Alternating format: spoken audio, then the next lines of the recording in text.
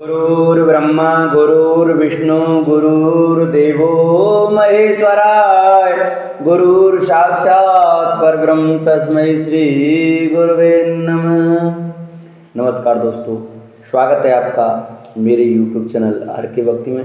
दोस्तों, आज हम आपको गुरुवार व्रत की कथा सुनाएंगे। कृपया उसे ध्यानपूर्वक सुने। जो भक्त हमारे चैनल पर नए आए हैं वो हमारे चैनल को सब्सक्राइब जरूर करें, वीडियो को लाइक करें और कमेंट में ओम नमो भगवते वासुदेवाय, ओम बृहस्पति देवाय नमः लिखना न भूलें। बोलो विष्णु भगवान की जय। गुरुवार व्रत की कथा प्राचीन समय की बात है। एक बड़ा प्रतापी तथा दानी राजा था। वह प्रत्येक गुरुवार को व्रत रखता एवं पूजन करता था। यह उसकी रानी को अच्छा न लगता। न वह व्रत करते और न ही किसी को एक पैसा दान में देती। राजा को भी ऐसा करने से मना किया करते। एक समय की बात है कि राजा शिकार खेलने वन को चले गए। घर पर रानी और दासी थी। उसी समय गुरु बृहस्पति साधु का रूप धारण कर राजा के दरवाजे पर भिक्षा मांगी। साधु ने रानी से भिक्षा मांगी तो वह कहने लगे, हे साधु महाराज, मैं इस दान और पुण्य से तंग आ गई हूँ। आप कोई ऐसा उपाय बताएं जिससे ये सारा धन नष्ट हो जाए और मैं आराम से रह सकूं। साधु रूपी बृहस्पति देव ने कहा, हे देवी, तुम बड़ी विचित्र हो। संतान और धन से कोई दुखी होता है। अगर तुम्हारे पास धन अधिक है तो इसे शुभ कार्यों में लगाओ जिससे तुम्हारे दोनों लोग सुधरें। परंतु साधु की इन बातों से रानी खुश नहीं हुई। उसने कहा, मुझे ऐसे धन की आवश्यकता नहीं जिसे मैं दान दूं तथा जिसको संभालने में ही मेरा सारा समय नष्ट हो जाए। साधु ने कहा, यदि तुम्हारी ऐसी इच्छा है तो तुम जैसा मैं तुम्हें बताता हूँ तुम वैसा ही करना।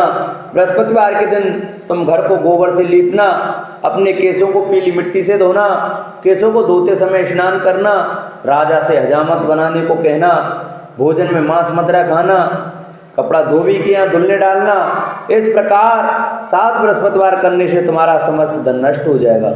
इतना कहकर साधु बने बृहस्पति देव अंतर्ध्यान हो गए। साधु के कहे अनुसार करते हुए रानी को केवल 3 बृहस्पतिवार ही बीते थे कि उसकी समस्त धन संपत्ति नष्ट हो गई। भोजन के लिए परिवार तरसने लगा। एक दिन राजा रानी से बोला, हे रानी, तुम यहीं रहो, मैं दूसरे देश को जाता हूँ क्योंकि यहाँ पर मुझे सभी जानते हैं, इसलिए मैं कोई छोटा कार्य नहीं कर सकता। ऐसा कहकर राजा प्रदेश चला गया। वहाँ वह जंगल से लकड़ी काट कर लाता और शहर में बेचता। इस तरह वह अपना जीवन व्यतीत करने लगा। इधर राजा के बिना रानी और दासी दुखी रहने लगे। एक समय जब रानी और दासियों को 7 दिन बिना भोजन के रहने पड़ा तो रानी ने अपनी दासी से कहा, हे दासी, पास ही के नगर में मेरी बहन रहती है, वह बड़ी धनवान है, तू उसके पास जाकर कुछ ले आ ताकि थोड़ा गुजर बसर हो जाए। दासी रानी की बहन के पास गई। उस दिन बृहस्पतिवार था। रानी की बहन उस समय बृहस्पतिवार की कथा सुन रही थी। दासी ने रानी की बहन को अपनी रानी का संदेश दिया, लेकिन रानी की बहन ने कोई उत्तर नहीं दिया। जब दासी को रानी की बहन से कोई उत्तर नहीं मिला तो वह बहुत दुखी हुई। उसे क्रोध भी आया। दासी ने वापस आकर रानी को सारी बात बता दी। सुनकर रानी अपने भाग्य को कोसने लगी। उधर रानी की बहन ने सोचा कि मेरी बहन की दासी आई थी परंतु मैं उससे नहीं बोली, इससे वह बहुत दुखी हुई होगी। कथा सुनकर और पूजन समाप्त कर वह अपनी बहन के घर गई और कहने लगी, हे बहन, मैं बृहस्पतिवार का व्रत कर रही थी, तुम्हारी दासी गई, परंतु जब तक कथा होती है तब तक न उठते हैं और न बोलते हैं, इसलिए मैं नहीं बोली। कहो दासी क्यों गई थी? रानी बोली, बहन, हमारे घर अनाज नहीं था। ऐसा कहते कहते रानी की आंखें भर आईं। उसने दासी समेत भूखा रहने की बात भी अपनी बहन को बता दी। रानी की बहन बोली, बहन देखो, बृहस्पति देव भगवान सबकी मनोकामना पूरी करते हैं, देखो शायद तुम्हारे घर में अनाज रखा हो। यह सुनकर दासी घर के अंदर गई तो वहाँ उसे घड़ा अनाज का भरा मिला। उसे बड़ी हैरानी हुई क्योंकि उसे एक बर्तन देख लिया था। उसने बाहर आकर रानी को बताया। दासी रानी से कहने लगी, हे रानी, जब हमको भोजन नहीं मिलता तो हम व्रत ही तो करते हैं, इसलिए क्यों ना इनसे व्रत और कथा की विधि पूछ ली जाए, हम भी व्रत किया करेंगे। दासी के कहने पर रानी ने अपनी बहन से बृहस्पतिवार व्रत के बारे में पूछा। उसकी बहन ने बताया, बृहस्पतिवार के व्रत में चने की दाल और मुनक्का से विष्णु भगवान का केले की जड़ में पूजन करते हैं तथा दीपक जलाते हैं, पीला भोजन करें तथा कथा सुने। इससे गुरु भगवान प्रसन्न होते हैं, मनोकामना पूर्ण करते हैं। व्रत और पूजन की विधि बताकर रानी की बहन अपने घर लौट गई। रानी और दासी दोनों ने निश्चय किया कि बृहस्पति देव भगवान का पूजन करेंगे। 7 रोज बाद जब बृहस्पतिवार आया तो उन्होंने व्रत रखा। गुड़साल में जाकर चना और गुड़ बीन लाई तथा उसकी दाल से केले की जड़ तथा विष्णु भगवान का पूजन किया। अब पीला भोजन कहाँ से आए? दोनों बड़ी दुखी हुई, परंतु उन्होंने व्रत किया था, इसलिए बृहस्पति देव भगवान प्रसन्न थे। एक साधारण व्यक्ति के रूप में वे 2 थालों में सुंदर पीला भोजन लेकर आए और दासी को देकर बोले, हे दासी, यह भोजन तुम्हारे लिए और तुम्हारी रानी के लिए है, इसे तुम दोनों ग्रहण करना। दासी भोजन पाकर बहुत प्रसन्न हुई। उसने रानी को सारी बात बताई। उसके बाद से वे प्रत्येक बृहस्पतिवार को गुरु भगवान का व्रत और पूजन करने लगी। बृहस्पति भगवान की कृपा से उनके पास धन हो गया, परंतु रानी फिर पहले की तरह आलस्य करने लगी। तब दासी बोली, देखो रानी, तुम पहले भी इस प्रकार आलस्य करती थी, तुम्हें धन के रखने में कष्ट होता था, इस कारण सभी धन नष्ट हो गया। अब गुरु भगवान की कृपा से धन मिला है तो फिर तुम्हें आलस्य होता है। बड़ी मुसीबतों के बाद हमने यह धन पाया है, इसलिए हमें दान पुण्य करना चाहिए। अब तुम भूखे मनुष्यों को भोजन कराओ, प्याऊ लगवाओ, ब्राह्मणों को दान दो, कुआं तालाब बावड़ी आदि का निर्माण कराओ, मंदिर पाठशाला बनवाकर ज्ञान दान दो, कुंवारी कन्याओं का विवाह कराओ, अर्थात धन को शुभ कार्यों में खर्च करो, जिससे तुम्हारे कुल का यश बढ़े तथा स्वर्ग प्राप्त हो और पिता प्रसन्न हो। दासी की बात सुनकर रानी शुभ काम करने लगी, उसका यश फैलने लगा। एक दिन रानी और दासी आपस में विचार करने लगी, न जाने राजा किस दशा में होंगे, उनकी कोई खोज खबर भी नहीं है। उन्होंने श्रद्धा पूर्वक गुरु बृहस्पति भगवान से प्रार्थना की कि राजा जहाँ कहीं भी हो शीघ्र वापस आ जाएं। उधर राजा प्रदेश में बहुत दुखी रहने लगा। वह प्रतिदिन जंगल से लकड़ी काट कर लाता और उसे शहर में बेचकर अपने दुखी जीवन का कठिनता से व्यतीत करता।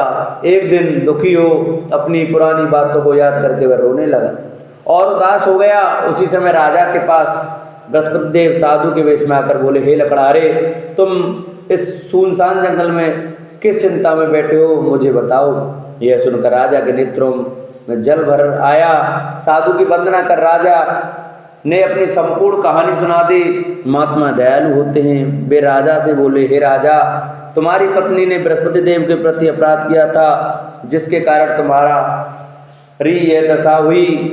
अब तुम चिंता मत करो, भगवान तुम्हें पहले से अधिक धन देंगे। देखो, तुम्हारी पत्नी ने बृहस्पतिवार का व्रत प्रारंभ कर दिया। अब तुम भी बृहस्पतिवार का व्रत करके चने की दाल व गुड़ जल के लोटे में डालकर केले का पूजन करो, फिर कथा कहो या सुनो, भगवान तुम्हारी सब मनोकामनाओं को पूर्ण करेंगे। साधु की बात सुनकर राजा बोला, हे प्रभु, लकड़ी बेचकर तो इतना पैसा भी नहीं बचता जिससे भोजन के उपरांत कुछ बचा सकूं। मैंने रात्रि में अपनी रानी को व्याकुल देखा है, मेरे पास कोई साधन नहीं है जिसके उसका समाचार जान सकूं। फिर मैं कौन सी कहानी कहूँ, यह भी मुझको मालूम नहीं है। साधु ने कहा, हे राजा, मन में बृहस्पति भगवान के पूजन व्रत का निश्चय करो, वे स्वयं तुम्हारे लिए कोई राह बना देंगे। बृहस्पतिवार के दिन तुम रोजाना की तरह लकड़ी लेकर शहर में जाना, तुम्हें रोज से दोगुना धन मिलेगा, जिससे तुम भली भांति भोजन कर लोगे तथा बृहस्पति देव की पूजा का सामान भी आ जाएगा। धीरे धीरे समय व्यतीत होने लगा। फिर बृहस्पतिवार का दिन आया। राजा जंगल से लकड़ी काटकर शहर में बेचने गया। उसे उस दिन से और दिनों से अधिक धन मिला। राजा ने चना गुड़ आदि लाकर बृहस्पतिवार का व्रत किया। उस दिन से उसके सभी क्लेश दूर हो गए। परंतु जब अगले रविवार का दिन आया तो वह बृहस्पतिवार का व्रत करना भूल गया। इस कारण बृहस्पति भगवान नाराज हो गए। उस दिन उस नगर में राजा के ने विशाल यज्ञ का आयोजन किया था तथा उस अपने समस्त राज्य में घोषणा करा दी थी कि सभी मेरे यहाँ भोजन करने आवे, किसी के घर चूल्हा न जले। इस आज्ञा को जो नहीं मानेगा उसको फांसी दे दी जाएगी। राजा के आज्ञा अनुसार राज्य के सभी वासी राजा के भोजन में सम्मिलित हुए, लेकिन लकड़हारा कुछ देर से पहुंचा, इसलिए राजा उसको अपने साथ महल में ले गए। जब राजा लकड़हारे को भोजन करा रहे थे तो रानी की दृष्टि उस खूंटी पर पड़ी जिस पर उसका हार लटका हुआ था। उस हार को खूंटी पर नहीं दिखाई दिया। रानी को निश्चय हो गया कि मेरा हार इस लकड़हारे ने चुरा लिया है। उसी समय सैनिक बुलाकर उसको जेल में डलवा दिया। लकड़हारा जेल में विचार करने लगा, न जाने कौन से पूर्व जन्म के कर्म से मुझे यह दुख प्राप्त हुआ है, और जंगल में मिले साधु को याद करने लगा। तत्काल बृहस्पति देव साधु के रूप में प्रकट हो गए और कहने लगे, अरे मूर्ख, तूने बृहस्पति देवता की कथा नहीं की, उसी कारण तुझे यह दुख प्राप्त हुआ है। अब चिंता मत कर, बृहस्पतिवार के दिन जेल खाने के दरवाजे पर तुझे 4 पैसे पड़े मिलेंगे, उनसे तू बृहस्पतिवार की पूजा करना तो तेरे सभी कष्ट दूर हो जाएंगे। अगले बृहस्पतिवार उसे जेल के द्वार पर 4 पैसे मिले। राजा ने पूजा का सामान मंगवा कर कथा कही और प्रसाद बांटा। उसी रात्रि में बृहस्पति देव ने उस नगर के राजा को स्वप्न में कहा, हे राजा, तूने जिसे जेल में बंद किया है उसे कल छोड़ देना, वह निर्दोष है। राजा प्रातःकाल उठा और खूंटी पर हाथ टंगा देखकर लकड़हारे को बुलाकर क्षमा मांगी तथा राजा के योग्य सुंदर वस्त्र आभूषण भेंट कर उसे विदा किया। गुरुदेव की आज्ञा अनुसार राजा अपने नगर को चल दिया। राजा जब नगर के निकट पहुंचा तो उसे बड़ा ही आश्चर्य हुआ। नगर में पहले से अधिक बाग, तालाब और कुएं तथा बहुत सी धर्मशालाएं, मंदिर आदि बने हुए थे। राजा ने पूछा कि यह किसका बाग और धर्मशाला है। तब नगर के सब लोग कहने लगे कि ये सब रानी और दासी द्वारा बनाए गए हैं। राजा को आश्चर्य हुआ और गुस्सा भी आया कि उसकी अनुपस्थिति में रानी के पास धन कहाँ से आया। जब रानी ने यह खबर सुनी कि राजा आ रहे हैं तो उसने अपनी दासी से कहा, हे दासी, देख, राजा हमको कितनी बुरी हालत में छोड़ के गए थे, वह हमारी ऐसी हालत देखकर लौट न जाए, इसलिए तू दरवाजे पर खड़ी हो जा। रानी के आज्ञा अनुसार दासी दरवाजे पर खड़ी हो गई और जब राजा आए तो उन्हें अपने साथ महल में लिवा लाई। जब राजा ने क्रोध करके अपनी तलवार निकाली और पूछने लगा, बताओ यह धन तुम्हें कैसे प्राप्त हुआ। तब रानी ने सारी कथा कह सुनाई। राजा ने निश्चय किया कि मैं रोजाना दिन में 3 बार कहानी कहा करूँगा और रोज व्रत किया करूँगा। अब हर समय राजा के दुपट्टे में चने की दाल बंधी रहती तथा दिन में 3 बार कथा कहता। एक रोज राजा ने विचार किया कि चलो अपनी बहन के यहाँ हुआ हूँ। इस तरह का निश्चय कर राजा घोड़े पर सवार हो अपनी बहन के यहाँ चल दिया। मार्ग में उसने देखा कि कुछ आदमी एक मुर्दे को लिए जा रहे हैं। उन्हें रोककर राजा कहने लगे, अरे भाइयों, मेरी बृहस्पतिवार की कथा सुन लो। वे बोले, लो, हमारा तो आदमी मर गया है, इसको अपनी कथा की पढ़िए। परंतु कुछ आदमी बोले, अच्छा कहो, हम तुम्हारी कथा भी सुनेंगे। राजा ने दाल निकाली और कथा कहनी शुरू कर दी। जब कथा आदि हुई तो मुर्दा हिलने लगा और जब कथा समाप्त हुई तो राम राम कह के वह मुर्दा खड़ा हो गया। राजा आगे बढ़ा, उसे चलते चलते शाम हो गई। आगे मार्ग में उसे एक किसान खेत में हल चलाता मिला। राजा ने उससे कथा कहने का आग्रह किया, लेकिन वह नहीं माना। राजा आगे चल पड़ा। राजा के हटते ही बैल पछाड़ खाकर गिर गए तथा किसान के पेट में बहुत जोर से दर्द होने लगा। उसी समय किसान की माँ रोटी लेकर आई। उसने जब देखा तो अपने पुत्र से सब हाल पूछा। बेटे ने सभी हाल बता दिया। बुढ़िया दौड़ी दौड़ी से घुड़सवार के पास पहुंची और उससे बोली, मैं तुम्हारी कथा सुनूंगी, तू अपनी कथा मेरे खेत पर ही चल कर कहना। राजा लौटकर बुढ़िया के खेत पर जाकर कथा कही, जिससे सुनते ही बैल खड़े हो गए तथा किसान के पेट का दर्द बंद हो गया। राजा अपनी बहन के घर पहुंच गया। बहन ने भाई की खूब मेहमानी की। दूसरे रोज प्रातःकाल राजा जागा तो वह देखने लगा कि सब लोग भोजन कर रहे। राजा ने अपनी बहन से जब पूछा, ऐसा कोई मनुष्य है जिसने भोजन नहीं किया हो, जो मेरी बृहस्पतिवार की कथा सुन ले। बहन बोली, हे भैया, यह देश ऐसा ही है, यहाँ लोग पहले भोजन करते हैं, बाद में कोई अन्य काम करते हैं। फिर वह एक कुमार के घर गई जिसका लड़का बीमार था। उसे मालूम हुआ कि उसके यहाँ 3 दिन से किसी ने भोजन नहीं किया है। रानी ने अपने भाई की कथा सुनने के लिए कुमार से कहा वह तैयार हो गया। राजा ने जाकर बृहस्पतिवार की कथा कही, जिसको सुनकर उसका लड़का ठीक हो गया। अब तो राजा की प्रशंसा होने लगी। एक दिन राजा ने अपनी बहन से कहा, हे बहन, मैं अब अपने घर जाऊंगा, तुम भी तैयार हो जाओ। राजा की बहन ने अपनी सास से अपने भाई के साथ जाने की आज्ञा मांगी। सास बोली, हाँ चली जा, मगर अपने लड़कों को मत ले जाना, क्योंकि तेरे भाई के कोई संतान नहीं है। बहन ने अपने भाई से कहा, हे भैया, मैं तो चलूंगी, मगर कोई बालक नहीं जाएगा। अपनी बहन को भी छोड़कर दुखी मन से राजा अपने नगर लौट आया। राजा ने अपनी रानी से सारी बात बताई। बिना भोजन किए वह सैया पर लेट गया। रानी बोली, हे प्रभु, बृहस्पति देव ने हमें सब कुछ दिया है, वे हमें संतान अवश्य देंगे।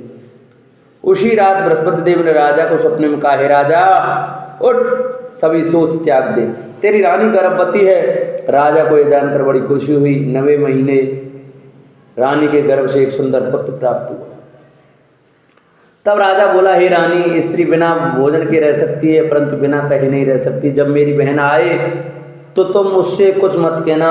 रानी ने हाँ कर दी। जब राजा की बहन ने यह शुभ समाचार सुना तो वह बहुत खुशी हुई तथा बधाई लेकर अपने भाई के यहाँ आई। रानी ने तब उसे आने का उलाना दिया। जब भाई अपने साथ ला रहे थे तब तो टाल गई, उनके साथ ना आई, और आज अपने आप ही भागी भागी बिना बुलाए आ गई। तो राजा की बहन बोली, भाई, मैं इस प्रकार नहीं कहती तो तुम्हारे घर औलाद कैसे होती। बृहस्पति देव सभी मनोकामना पूर्ण करते हैं। जो सद्भावना पूर्वक बृहस्पतिवार का व्रत करता है, उसे कथा पढ़ता है, सुनता है और दूसरों को सुनाता है, बृहस्पति देव उसकी सभी मनोकामना पूर्ण करते हैं, उनकी सदैव रक्षा करते हैं। जो संसार में सद्भावना से गुरुदेव का पूजन एवं व्रत सच्चे हृदय से करते हैं, उनकी सभी मनोकामनाएं वैसे ही पूर्ण होती हैं जैसे सच्ची भावना से रानी और राजा ने बृहस्पति देव की कथा का गुणगान किया तो उनकी सभी इच्छाएं बृहस्पति देव जी ने पूर्ण की। अनजाने में भी बृहस्पति देव की उपेक्षा ना करें, ऐसा करने से सुख शांति नष्ट हो जाती है। इसलिए सबको कथा सुनने के बाद प्रसाद लेकर जाना चाहिए। हृदय से उनका मनन करते हुए जयकारा बोलना चाहिए। बोलो बृहस्पति देव भगवान की जय, बोलो गुरुदेव भगवान की जय, बोलो विष्णु भगवान की जय। बृहस्पति देव जी की आरती। ओम जय बृहस्पति देवा, स्वामी जय बृहस्पति देवा। छिन छिन भोग लगाऊं, छिन छिन भोग लगाऊं, कदली फल मेवा। ओम जय बृहस्पति देवा। तुम पूर्ण परमात्मा, तुम अंतर्यामी, स्वामी तुम अंतर्यामी। जगत पिता जगदीश्वर, जगत पिता जगदीश्वर, तुम सबके स्वामी। ओम बृहस्पति देवा। चरणामृत निज निर्मल, सब पातक हरता, स्वामी सब पातक हरता। सकल मनोरथ दायक, सकल मनोरथ दायक, कृपा करो भरता। ओम जय बृहस्पति देवा। तन मन धन अर्पण कर, जो जन शरण परे, स्वामी जो जन शरण परे। प्रभु प्रकट तब होकर, प्रभु प्रकट तब होकर, आकर द्वार खड़े। ओम जय बृहस्पति देवा। दीन दयाल दयानिधि, भक्तन हितकारी, स्वामी भक्तन हितकारी। पाप दोष सब हरता, पाप दोष सब हरता, भवबंधन हारी। ओम जय बृहस्पति देवा। सकल मनोरथ दायक, सब संशय तार्यो, स्वामी सब संशय तार्यो। विषय विकार मिटाओ, विषय विकार मिटाओ, संतन सुखकारी। ओम जय बृहस्पति देवा। जो कोई आरती तेरी प्रेम सहित गावे, स्वामी प्रेम सहित गावे। ज्येष्ठानंद बंद सो, ज्येष्ठानंद बंद सो, सो निश्चय पावे। ओम जय बृहस्पति देवा, ओम जय बृहस्पति देवा, स्वामी जय बृहस्पति देवा। छिन छिन भोग लगाऊं, छिन छिन भोग लगाऊं, कदली फल मेवा। ओम जय बृहस्पति देवा। बोलो बृहस्पति देव भगवान की जय। गणेश जी को बुद्धि, विवेक और धन का स्वामी कहा जाता है। गणेश जी की पूजा करने से घर में सुख शांति बनी रहती है। जीवन के सभी दुख दर्द दूर होने के साथ शुभता का आभास होता है। विघ्नहर्ता गणेश को बुद्धि, विवेक और धन का स्वामी कहा जाता है। हिंदू मान्यताओं के अनुसार गणेश जी की पूजा करने से घर में सुख शांति बनी रहती है और जीवन के सभी दुख दर्द दूर होने के साथ साथ शुभता का वास होता है। भगवान गणेश अपने भक्तों की जिंदगी में आई हुई विपदा को हमेशा के लिए दूर करते हैं और लंबे समय से रुके हुए शुभ कार्यों को संपन्न करते हैं। किसी भी पूजा में सबसे पहले गणेश जी की आरती की जाती है और बिना गणेश जी की कथा कहे कोई भी पूजा अधूरी मानी जाती है। आज हम आपको गणेश जी की कथा सुनाएंगे जो हर एक पूजा में सुनी जाती है। पौराणिक कथाओं के अनुसार एक गांव में एक विधवा अपनी बहू के साथ रहती थी। उसकी बहू मंद बुद्धि थी जो अपनी भूख बर्दाश्त नहीं कर पाती थी और हमेशा खाने के लिए तारू रहती थी। वह सबसे पहले उठकर खाना खाती थी, फिर घर के बाकी काम किया करती थी। एक दिन विधवा ने अपने घर में पूजा करवाने का सोचा, लेकिन वह थोड़ी परेशान थी क्योंकि उसकी बहू अगली सुबह उठते ही खाना के लिए दौड़ेगी और पूजा के लिए बनाए गए पकवान को झूठा कर देगी। अपनी बहू को पूजा के लिए बनाए गए पकवान से दूर रखने के लिए विधवा ने एक तरीका निकाला। पूजा वाली सुबह उसने एक मटका लिया और उसके नीचे एक छेद कर दिया और अपनी बहू से बोली कि आज पूजा है, इसलिए खाना खाने से पहले पानी भर के ले आओ। बहू की भी चालाक निकली। उसने देख लिया था कि विधवा ने मटके के नीचे छेद कर दिया है, इसलिए वह अपनी साड़ी में आटा बांधकर पनघट पर चली गई। वहाँ उसने आटा निकाला और कुएं के पानी से मदद से बाटियां बनाने लगी गई। कुएं के पास ही एक शमशान घाट था जहाँ चिताई जलाई जा रही थी। बहू ने उसकी आंच में अपनी बटियां सेक लीं। उसकी बटियां सूखी थीं तो वह पास में ही गणेश जी के मंदिर चली गई जहाँ गणेश जी को किसी ने चोला चढ़ाया था। उसने देखा कि गणेश जी की तोंद पर घी लगा हुआ है। उसने उस घी को अपनी बाटी पर लगा लिया और उसका भोग गणेश जी के लगाकर वह बाटी खा ली और घर वापस चली गई। बहू की इस हरकत पर गणेश जी को बहुत गुस्सा आया और उन्होंने गुस्से में अपने नाक पर उंगली चढ़ा लिया। जब गांव वालों ने देखा कि गणेश जी ने अपने नाक के ऊपर उंगली चढ़ा लिया है तो उन्हें मनाने के लिए बहुत जद्दोजहद किया गया, लेकिन गणेश जी ने अपनी उंगली वापस नहीं उतारी। जब यह बात राजा को पता चली तो राजा ने बड़े बड़े पंडित और ज्योतिषियों को बुलवाया और हवन करवाया, लेकिन गणेश जी फिर भी नहीं माने। सब बहुत चिंतित थे। राजा ने पूरे गांव में यह ऐलान करवा दिया कि जो भी इंसान गणेश जी की नाक पर से उंगली हटाने में सफल होगा उसे इनाम के तौर पर 5 गाम दिया जाएगा। गांव के सभी लोग गणेश जी को मनाने में लग गए, लेकिन गणेश जी माने ही नहीं और अपनी उंगली चढ़ाए रखे। अंत में विधवा की बहू बोली कि अगर सब उसे आज्ञा दें तो वह गणेश जी की उंगली हटा सकती है। उसकी बात सुनकर विधवा हंसने लगी और बोली कि जब बड़े बड़े विद्वान कुछ नहीं कर पाए तो वह कैसे गणेश जी को मना पाएगी। किसी ने बोला कि जब सब लोगों को मौका मिला तो उसे भी एक मौका मिलना चाहिए। फिर सभी लोग बहू को एक मौका देने के लिए मान गए, लेकिन बहू ने एक शर्त रखी। उसने कहा कि उसके घर से लेकर मंदिर तक पर्दा बांधा जाए।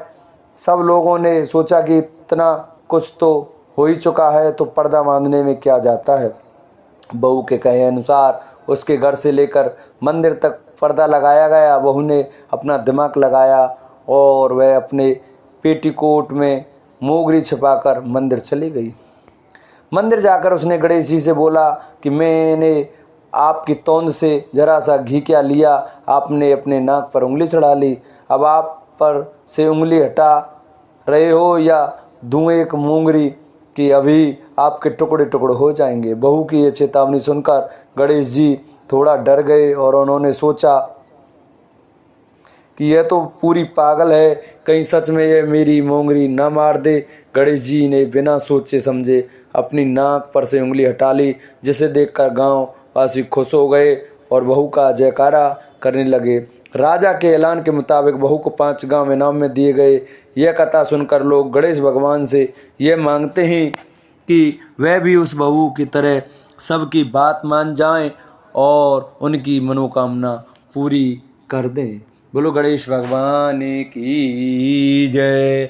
जिन भक्तों को हमारी वीडियो अच्छी लगी हो वो हमारी वीडियो को ज़्यादा से ज़्यादा शेयर करें, चैनल को सब्सक्राइब करें, वीडियो को लाइक करें और कमेंट में श्री गणेशाय नमः लिखना न भूलें। बोलो गणेश भगवान की जय। बोलो गणपति महाराज की जय।